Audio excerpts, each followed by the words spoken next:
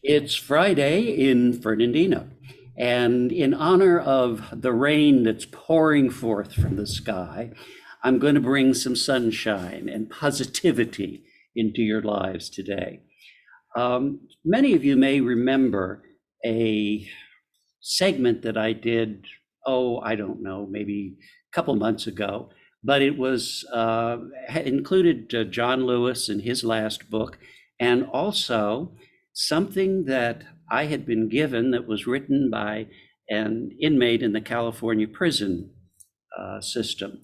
And it was what I considered to be an absolutely wonderful exploration of the relevancy of Kintsugi, which is basically a Japanese concept that if you take a vessel that's been broken and you put the pieces back together again with pitch, not only is that vessel able to hold more than it did originally because the pitch expands the broken joints, but it's got gold sprinkled on it, so it's far more beautiful, it's far more functional, and it just reinforces that broken things and broken people are not necessarily something that we need to forget or consider to be less than perfect. They are perhaps more perfect. And I received a letter not too long ago, which said, I'll just read the first paragraph. Recently, I was informed that you had spoken of the piece I'd written, Broken, that appeared in the Mule Creek Post on your podcast, A Banquet of Words. I am honored. And Mark Daigre has indeed sent me two things that I'm going to share with you this Friday afternoon. One is View from a Cushion, Despair. And this first quote is by Khalid Hosseini. And if one day, trekking across some vast open field, despair should take hold of him, he would stop in his tracks, shut his eyes, and he would think of the falcon feather Pari had found in the desert. He would picture the feather coming loose from the bird, up in the clouds, half a mile above the world, twirling and spinning in violent currents, hurled by gusts of blustering wind across miles and miles of desert and mountains, to finally land, of all places, and against all odds, at the foot of that one boulder for his sister to find. It would strike him with wonder then, and hope too, that such things happened. And though he would know better, he would take heart and he would open his eyes and walk. Mark says, for me, this passage speaks to the basic condition most humans experience. That feeling of despair that comes creeping over us at some point in time. The character in question here brings up a memory of a singular event in his life where he couldn't help but see the beauty and specialness of a single point in his life. The image of the feather coming loose and then spinning toward the earth, being buffeted by the winds, this very much mirrors the human experience. Being separated from our mothers, then going through life, being tossed first one way and then the other, getting caught up in different dramas and scenes. And finally, we get to a point of peace and tranquility. Leaning up against a boulder, protected from the worst of the elements until someone comes along and finding us, sees us for who and what we are, cherishing our very essence and being as the most special thing in the world. I quote, "And though he would know better," end quote. Intellectual knowledge very often gets in the way of our hearts. How many times can you remember your heart wanting to do something for someone else and your brain overriding that impulse, saying something along the lines of, "Don't get involved," or "You are going to get hurt," or any of the other things we tell ourselves that allow us to live in despair and depression. Having something that is a sign of the wonder and beauty of the universe to hold on to, something that allows us to connect with something bigger than ourselves, is what allows many people to, I quote again, take heart, open their eyes, and walk. Roshi says in Opening the Hand of Thought that our place in time and station in life at the time of our birth is a total accident. There's nothing that says that we have to be born at the time we are. Nothing that says that we are destined to have the parents we do. Nothing that says we are to even be right here, right now. All of this is an accident of fate, and as such is an illusion. This is not a magic trick or something that is made up on some computer somewhere, but because each person's experience is unique and cannot be replicated, it cannot be considered to be factual, because your experiences are tinted by your experience. Nobody who's not lived your life can ever have the same exact experience, same experience as you, period. So the next time you find yourself overcome by despair, stop, close your eyes, and bring to mind something that can allow you to see the wonder and majesty of the universe. Something that lets you reconnect with that sense of hope and a desire for a deeper connection with the world.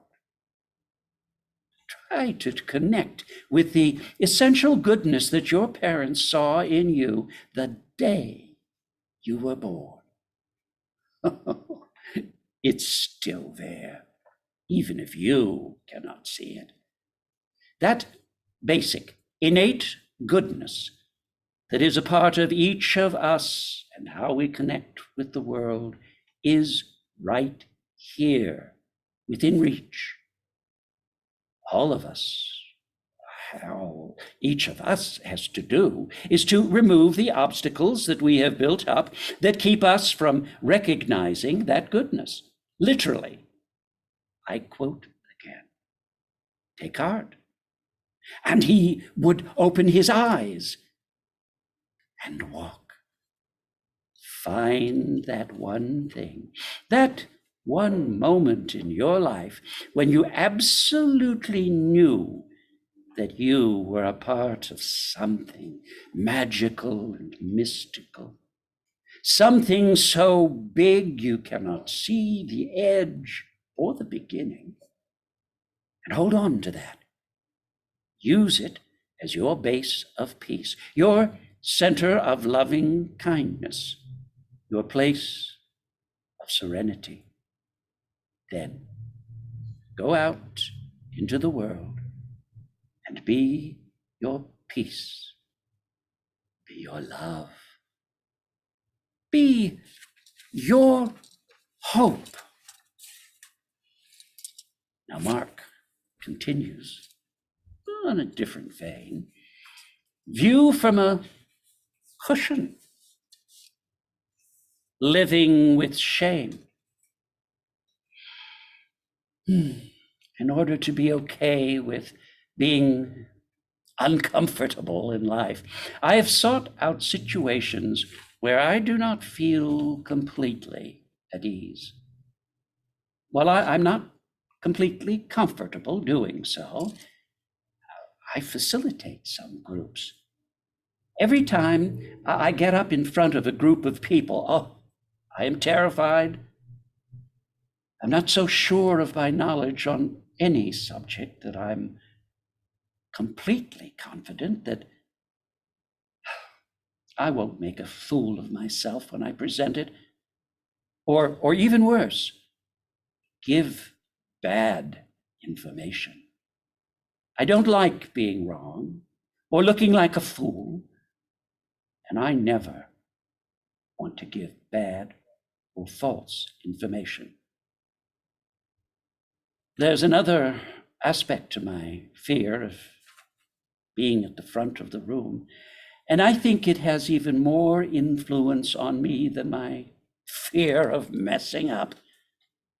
It is that I am opening myself up.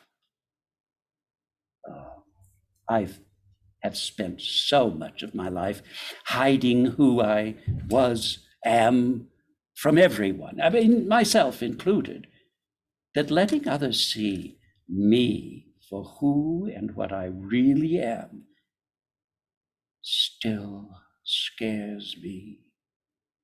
I get flushed. I can't stand still, and I start to sweat. Not because I'm lying or afraid for my personal safety or anything like that, but because after a decade, I am still worried that if others see the real me, the part that I kept hidden for so long, they could reject me or just plain not like me. I've been getting to know myself for the past 15 years, and despite all the work that I've done with myself, I am still afraid that others will see me as weak or somehow less than. And that idea, not the reality, just the idea, is terrifying. Oh, I know this is a completely irrational fear. I know that my essential self, the unchanging part of me that is my true identity, is pure and cannot be corrupted. The root for the word shame means to cover. Well, I know intellectually that my discomfort is based in shame. Shame not only for the things I've done that have caused harm to others, but for the things that I have done that caused harm to myself, and things that were done to me without my consent.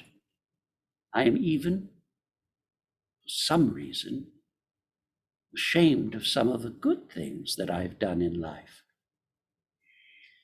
For decades, I let shame run my life. Emotionally, I didn't let anyone get close to me. I never let anyone get to know the real me. If I felt that someone was getting too close, I'd find some way to alienate them. Either I would figure out a way to get angry at them and leave, or I would do something so egregious that they would just have to push me away. For my ego, that was the best, because it's a double win. I could drive them away and play the victim. in the process.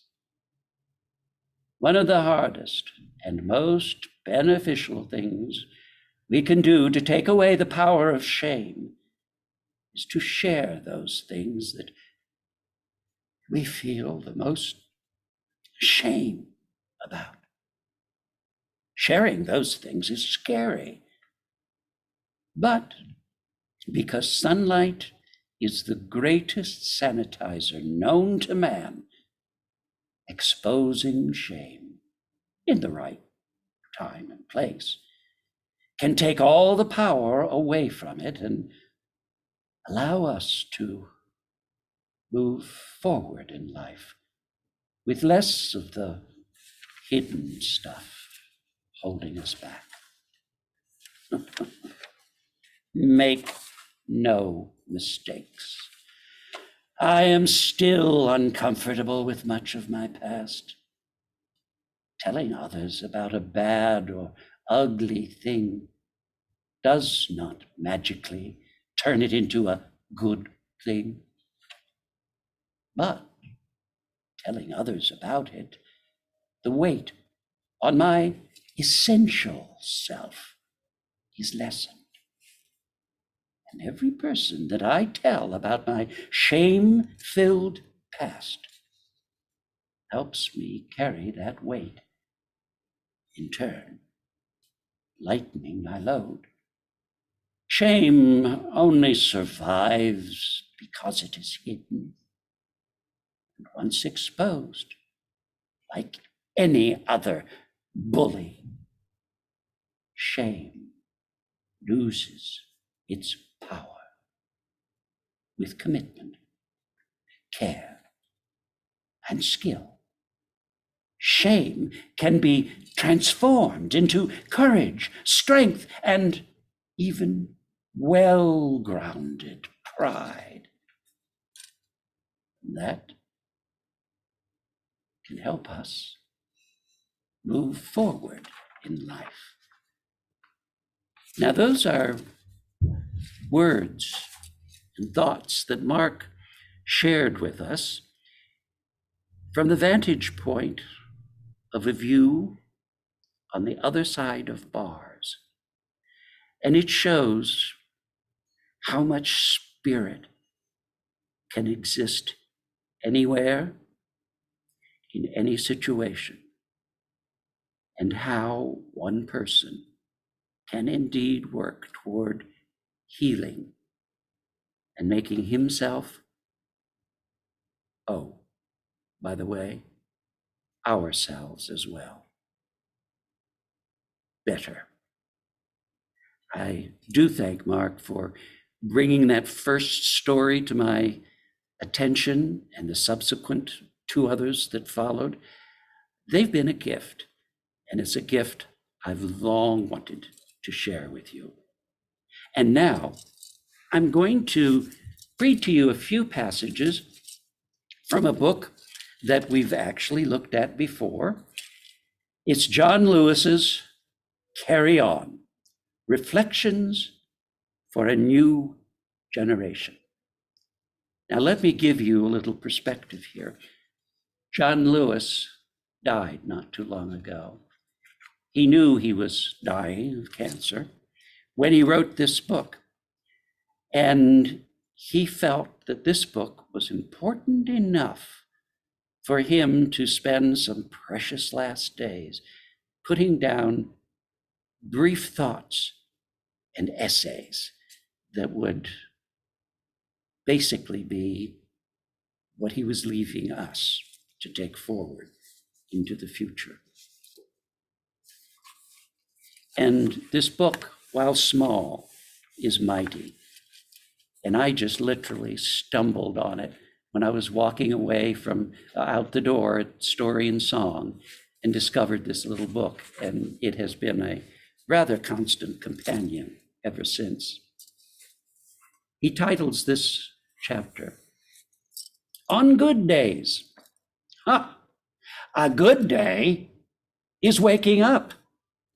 It's awakening to the world and realizing the possibility that every day brings. You can write your own script, Determine how you will live each moment and how you will respond to the people and events throughout your day. Now, you don't have to jump ahead and think always about the future. Take in, absorb every moment, and you'll find yourself noticing little things, whether it's the birds chirping, the dew on the grass, the sweetness of morning, or the wind blowing on your face and skin. Now, I have a daily routine. While working in Congress, I get up around 5 o'clock in the morning in my house in Washington, D.C. Every morning, I read 5 newspapers. I walk a few blocks to the Capitol and do my workout in the gymnasium. Walking on the treadmill, lifting weights. I get to my office around 8 o'clock and we have a staff meeting. The days are filled with meetings and hearings. I meet with constituents, activists, other members, and policymakers. Sometimes I have a few lunch meetings per day. I sit on committees and we listen to testimony and we ask questions of the witnesses. In the evening, I'm scheduled for interviews with journalists. I attend receptions and fundraisers for various causes. On the weekends, I try to get back to my district in Atlanta to meet with the people whom I represent and who sent me to Congress. And I spend time with my son. More recently, I'm undergoing treatment for my cancer diagnosis and meeting with doctors and medical staff. But I always prioritize my work as a congressman and doing the work of and for the people. Some days are better than others. And while that is always true of any life, for me, right now, it is ever more so.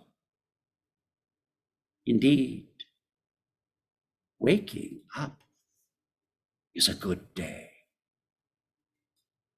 Being alive.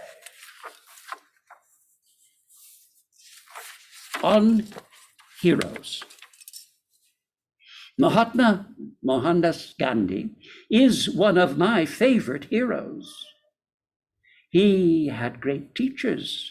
He was also a great teacher himself. He taught us the way of peace, the way of love.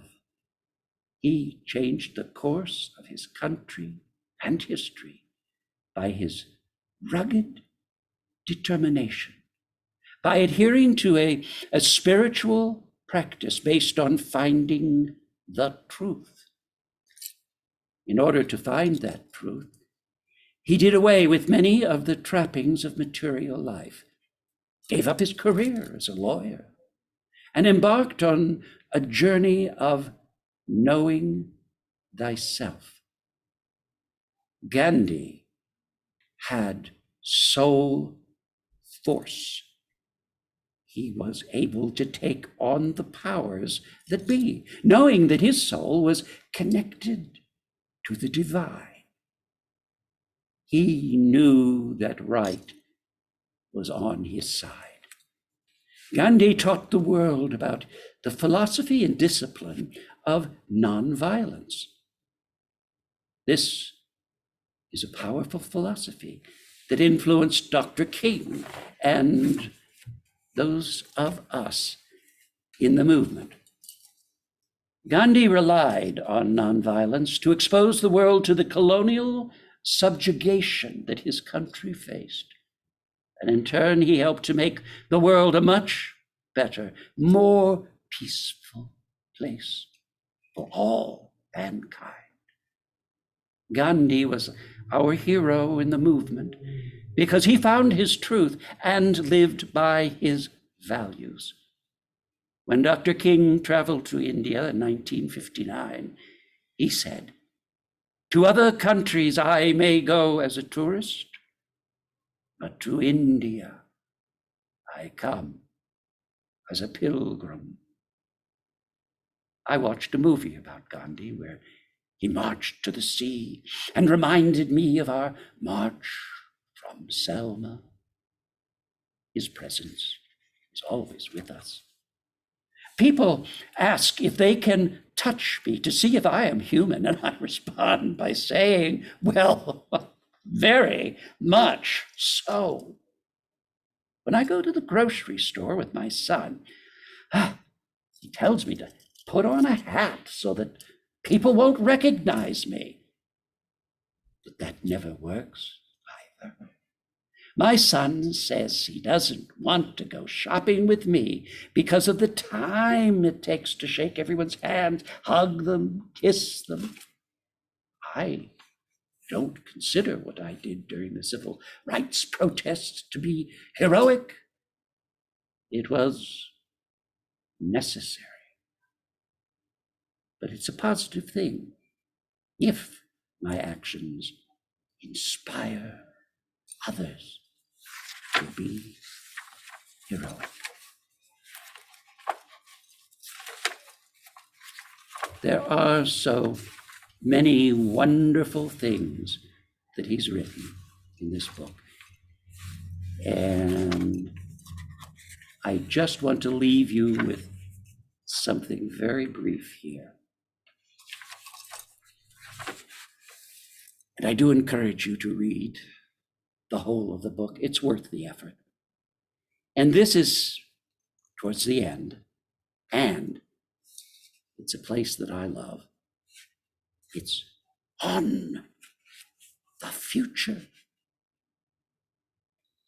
We have made progress over the past many decades. Dr. King and the civil rights movement birthed a committed new generation of activists who are imagining, envisioning, and shaping the world they want to see. 100 years from now, I would love to see that our beloved community, the place we call home, America, will be more at peace with itself. Let us hope and believe that there will be less turmoil, less rancor, less violence. America should be a place of respect and dignity, a beacon of light for all our fellow human beings. Oh, I know it is within our power to make such a world exist. Be patient. Be hopeful. Be humble. Be bold. Be better. Keep the faith. Most importantly, carry on.